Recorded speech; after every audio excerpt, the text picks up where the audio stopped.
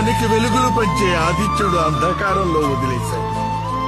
కడుపు కోతగా భావించి కన్న తల్లి అనాథగా వదిలేసింది.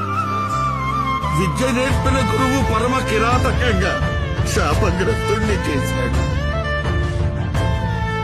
దాతృత్వాన్ని ఆసరాగా తీసుకుని దేవేంద్రుడు శక్తిని హరించాడు.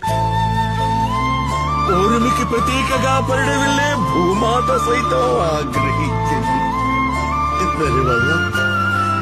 ఇందరి వల్ల శక్తిహీనుడరై నీకిచ్చిన వాగ్దానాన్ని నిలబెట్టుకోలేకపోయాడు మిత్రమా.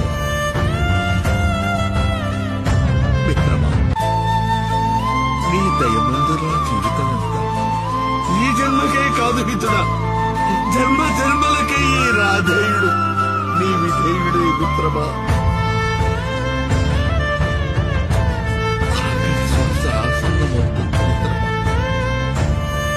నీ ఒడిలో తలవాల్చడం పూర్వజన్మలో నేను చేసుకున్న